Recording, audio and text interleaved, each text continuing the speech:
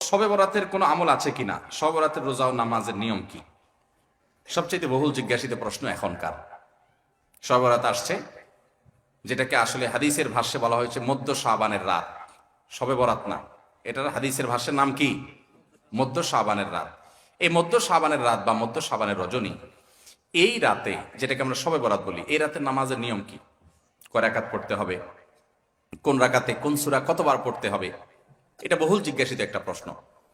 এবং এ ব্যাপারে আমরা অনেকে জানি যে শবে বরাতের নামাজে এত রাকাত পড়তে হবে, সেখানে সূরা কুল হুয়াল্লাহ, ইখলাস এতবার পড়তে হবে, ইত্যাদি ইত্যাদি। লাইলাতুল কদর ছাড়া অন্য যে সমস্ত রাতের ফজিলত আছে, এর মধ্যে 10টা রাতের কথা আল্লাহ তাআলা শপথ করেছেন, ওয়াল ফাজরি ওয়া লায়ালিন আশর। সে 10টা রাত হলো জিলহজের প্রথম দশক। খবরও নেই আমাদের দেশে মানুষের, যে রাতগুলোর শপথ আল্লাহ কোরআনে করছেন, কত ফজিলতপূর্ণ। কিন্তু জিলহজের প্রথম দশকের রাতের কোনো বিশেষ ফজিলতের কথা আমরা কয়জনে জানি? যাই হোক, মধ্য শাবান রজনীর কথা আমরা বেশি জানি শুধু না, সবচেয়ে বেশি আমরা এ রাতে ইবাদত বন্দেগীর চেষ্টা করি। তো সবচেয়ে বেশি চেষ্টা তো হওয়া উচিত হলো লাইলাতুল কদরে। এর পাশাপাশি যদি কেউ মধ্য শাবানের রাতে আল্লাহ তাআলার ক্ষমা লাভের চেষ্টা করে, সেটা দর্শনীয় না, সেটা জায়েজ। এই রাতের এতটুকু ফজিলত অবশ্যই প্রমাণিত যে আল্লাহ রাব্বুল আলামিন এই রাতে হিংসুক ছাড়া, মুশরিক ছাড়া বাকি মানুষগুলোকে সাধারণ ক্ষমা ঘোষণা করেন। অতএব এই রাতের একেবারে কোনোই ফজিলত নেই, ব্যাপারটা সেরকম না। বিভিন্ন হাদিসের আলোকে এটুকু অন্তত সাব্যস্ত হয় যে আল্লাহ তাআলা হিংসুক এবং আপনার মুশরিক ছাড়া, মানুষের পিছিয়ে লাগে শত্রুতা, এই মানুষটা বাকি মানুষকে মাফ করে। তাহলে মধ্য শাবানের রাত বা যেটাকে শবরাত বলছি আমরা, এই রাতের মূল আমলই হলো, এটাকে কেন্দ্র করে মূল আমলই হলো নিজেকে শিরক এবং হিংসা থেকে পরিচ্ছন্ন করা, সাধারণ ক্ষমার উপযুক্ত করা। এটা হলো মূল আমল, বাস। এর বাইরে আপনি ক্ষমা লাভের জন্য যদি চেষ্টা করেন, সেটা কোনো দর্শনীয় বিষয় নয়। তবে এই রাতকে কেন্দ্র করে বিশেষ ফরম্যাটে নামাজ, রাত জেগে, তারপর বিশেষ ফরম্যাটে ইবাদত, এই সূরা এতবার, এই নামাজ এত রাকাত, এরকম কোনো কথা কোরআন হাদিসে বর্ণিত হয়নি। এগুলো আমরা মন গড়া বানিয়ে নিয়েছি। এবং যদি এরকম কোনো ফরম্যাট আমরা ঠিক করে নিয়ে সেভাবে ইবাদত করাটাকে আমরা এ রাতের আমল, শরিয়া সিদ্ধ আমল মনে করি বা সুন্নাহ আমল মনে করি বা কোন নির্দিষ্ট আমল মনে করি, তো একটা বেদাতে পর্যবেসিত হবে। অতএব বাড়াবাড়ি এবং ছাড়াছাড়ি এই দুইটাই আমাদেরকে পরিহার করতে হবে। যতটুকু আছে ততটুকু আমরা আমল করব এবং এসে আমল অনুযায়ী আমরা চলার চেষ্টা করব। শবে বরাতে সবচেয়ে বেশি মানুষ মসজিদে কেন ভিড় জমায় বলেন তো? শবে কদর বেশি ফজিলতপূর্ণ না এই রাত? শবে কদর কোন তুলনা আছে শবে কদরের সাথে কোনটার? কিন্তু শবে কদরে কি এত মানুষ ইবাদত বন্দেগী করার চেষ্টা করে শবে বরাতে যত করে? কারণ কি? মিষ্টির জন্য বলে, খারাপ বলেন নাই। আমি ছোট থাকতে যখন মাদ্রাসায় পড়ি, লজিং এ ছিলাম এক বাড়িতে, আমার মনে আছে এক মসজিদে সারা রাত সব রাতে এরকম দোয়া দরুদ হয়েছে। এবার শেষে মিষ্টি বিতরণ হচ্ছে, জিলাপি দিতে আর কি তখন। তো জিলাপি দেওয়া হচ্ছে, তো এক আল্লাহর বান্দা তার যে জিলাপি দিচ্ছে, সবাই দুটো দুটো করে দিচ্ছে, ভুলে তার একটা পড়ছে আর কি। পরে সেই জিলাপিটি নিয়ে এসে বাইরে ওই মুয়াজ্জিন বেচারার 14 গোষ্ঠী গালিগালাজ করতে করতে বলতেছে যে সারা রাত বেটা সবচেয়ে বেশি কানলাম আমি, আর দিছে আমার একটা। আল্লাহর কাছে এই নসিব চাই এই একটা জিলাপি নিয়ে পাইলাম। সে কানতে কানতে মুয়াজ্জিনকে গালিগালাজ করতে করতে যাচ্ছে। আমার ছোটবেলার ঘটনা। যাই হোক, তো মিষ্টির জন্য যায় না, এটা পুরোপুরি সঠিক না। এত অভাব পড়ে না যে সারা রাত মানুষ মসজিদে পড়ে থাকবে একটু মিষ্টি একটা প্যাকেটের জন্য, আমার মনে হয় না। আমার যেটা মনে হয়, সবচেয়ে বেশি মানুষ এ রাতে বাদ বন্দির চেষ্টা করে, কারণ মানুষ মনে করে এ রাতে ভাগ্য নির্ধারণ হয়। অতএব এক রাতে বাদ বন্দি করে যদি সারা বছরেরটা ফাইনাল করে ফেলতে পারি, মন্দ কি? এই হলো মূল কাহিনী। আল্লাহ তাআলা আমাদেরকে বিশুদ্ধ পদ্ধতিতে ইবাদতবন্দি করার তৌফিক দান করুন। তাহলে ভাইরা আমার, মধ্য শাবানের রজনীতে আমরা আল্লাহ তাআলার কাছে ক্ষমার উপযুক্ত হওয়ার জন্য, হিংসা শিরক থেকে মুক্ত হওয়ার চেষ্টা করব। ক্ষমা পাওয়ার জন্য প্রচেষ্টা আমাদের থাকবে। কিন্তু ওই যে বেদাতি পন্থায় বিশেষ ফর্মে ঠিক করে ইবাদত, নামাজ, হালুয়া রুটি খায় মানুষ। হালুয়া রুটি কেন খায়? কেন খায় হালুয়া রুটি ভাই? সারা দেশে অনেক জায়গায় এখনো এটা হালুয়া রুটি ওই দিন বানাবে মানুষ। হালুয়া রুটিটা কেন হয় বলেন তো?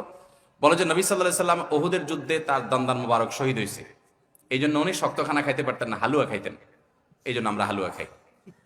আরে ভাই, নবী সাল্লাল্লাহু আলাইহি সাল্লামের দাঁত ভাঙছে প্রথম কথা, ওটা শাবান মাসে ঘটেই না, ওটা পড়ছে আরেক মাসে। আপনি এটা এই মাসে আনলেন কোত্থেকে? আচ্ছা, তারপরে যদি ধরে নেই এই মাসেই হয়েছে, তো ওনার দাঁত ভাঙছে কাদের আঘাতে? মুশরিকদের আঘাতে, তাই না? আল্লাহ দুশমনদের আঘাতে। তো কাফেরদের আঘাতে, দাঁত ভাঙাতে উনি হালুয়া খাইছে বলতেছেন, যদি এটার কোনো ভিত্তি নেই, বোগাস কথা। তারপরে ধরে নিলাম, তো আপনি ভালো দাঁত নিয়ে হালুয়া খাচ্ছেন কোন শরমে? আপনার বাপের একটা শত্রু আছে, আপনাদের ফ্যামিলির একটা শত্রু আছে, সে আপনার বাপের ধরে আচ্ছা ধরে মেরে ঠ্যাং ভেঙে দিছে। আপনার বাপ বেচারা ওই ভাঙা ঠ্যাং নিয়ে একটা লাঠি নিয়ে ভর করে করে খোড়ায় খোড়ায় উনি হাঁটেন, কারণ পা ভেঙে গেছে বেচারার। আপনি আপনার বাবার ওই যে শত্রু, যে আপনার বাপের পা ভাঙছে, ওই শত্রুর সাথে আপনার বিরাট দরম বরম দোস্তি, চা দোকানে আড্ডা পাড্ডা মারেন, সব জায়গায় ঠিক আছে। কিন্তু বাড়িতে আইসা বাপের সামনে আপনি ভালো পাও নিয়া একটা লাঠি নিয়ে আপনি খোড়ায় খোড়ায় হাঁটেন। কেন? বাবার প্রতি সহমর্মিতা দেখা, যে আমার বাবার যেহেতু পা ভেঙে দিছে, এই জন্য বাবা খোঁড়া খোঁড়ায় হাঁটে, আমি এখন ভালো পাও নিয়া লাঠি নিয়ে খোঁড়ায় খোঁড়ায় হাঁটতেছি। কি বলেন? এই দৃশ্য যদি দেখে আপনার বাপে কি করবে? হাতের লাঠিটা দিয়ে বলবে আমার পাও যা যাক, তোর আগে কয়টা বাড়ি দিবে বেয়াদব, তুই আমার ভেঙাইতে আসছস।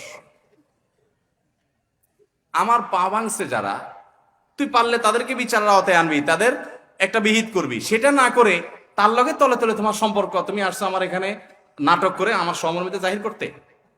নবী সাল্লাল্লাহু আলাইহি সাল্লামকে যারা দাঁত ভাঙছে তাদের সাথে তো দোস্তির কোনো কমতি নেই, তাদের প্রতি তো আপনার সহমর্মিতার কোনো কমতি নেই, ওয়ালা বারা বলতে কিচ্ছুই নেই। কিন্তু আপনি হালুয়া খায়া ভালো দাঁত নিয়া আপনি নবী সাল্লাল্লাহু আলাইহি ওয়াসাল্লামের প্রতি সহমর্মিতা প্রদর্শন করছেন, এর চেয়ে হাস্যকর আর কি হতে পারে? আল্লাহ আমাদেরকে সঠিকভাবে দিন পালন করার তৌফিক দান করুন। সবরাতে আসলে ওই যে আগে একসময় আমরা দেখতাম পটকা ফুটতো, বাজি ফুটাইতো, যাক আলহামদুলিল্লাহ এগুলো পুলিশ প্রশাসনের নির্দেশনার কারণে থামছে। এরপরে ওই যে আতশবাজি করা, রাতে গোসল করা, অনেক তামাশা আমাদের সমাজে আছে সবরাতকে কেন্দ্র করে, শত শত বেদাতের আয়োজন এই রাতকে কেন্দ্র করে আছে। আল্লাহ আমাদেরকে এগুলো থেকে বেঁচে থাকার তৌফিক দান করুন। আমরা আল্লাহর কাছে ক্ষমা লাভের চেষ্টা করবো, আল্লাহ আমাদেরকে ক্ষমা লাভ করার, ক্ষমা পাওয়ার তৌফিক দান করুন। আঠা দিয়ে ইঁদুর মারা ও ইলেকট্রিক ব্যাট দিয়ে মশা নিধন করা কি জায়েজ আছে না হারাম? আঠা দিয়ে ইঁদুর মারার যে একটা সিস্টেম আছে আমাদের দেশে, এটা জায়েজ নাই, এটা কোনো অবস্থাতে জায়েজ নাই। কারণ এটা খুবই মর্মান্তিক, এটা খুবই অমানবিক, এটা খুবই অমানবিক। কারণ আঠা দিয়ে ইঁদুর মারার এক দুইটা দৃশ্য আমি দেখেছি। এখানে যেটা হয়, ইঁদুর আঠার উপরে উঠে গেলে এরপরে দেখা যায় ওই অবস্থায় তার মৃত্যু হওয়ার আগ পর্যন্ত সে ওই আঠা থেকে তার নড়তে পারে না, ওই অবস্থা পড়ে থাকে। এবং যে ব্যক্তি ইঁদুর ধরার জন্য ফাঁদ আটছে আঠা দিয়ে, ওই ব্যক্তিও আর ওই ইঁদুরকে আঠা থেকে বের আলোক করতে পারে না। আলোক করতে গেলে চামড়া শরীর সব আলাদা হয়ে যায়, ছিঁড়ে যায় জীবন্ত। তো এতটা অমানবিক ভাবে তাকে হত্যা করার কোনো প্রয়োজন তো আপনার পড়ে নাই। আরো তো বহু পদ্ধতি আছে, তাকে আপনি হত্যা করেন, বিষ প্রয়োগ করে হত্যা করেন। যে প্রাণী আপনার উপদ্রব করে, আপনার কষ্ট দেয়, আপনি তাকে হত্যা করতে পারেন আপনার উপদ্রব থেকে বাঁচার জন্য, সেটা জায়েজ আপনার জন্য।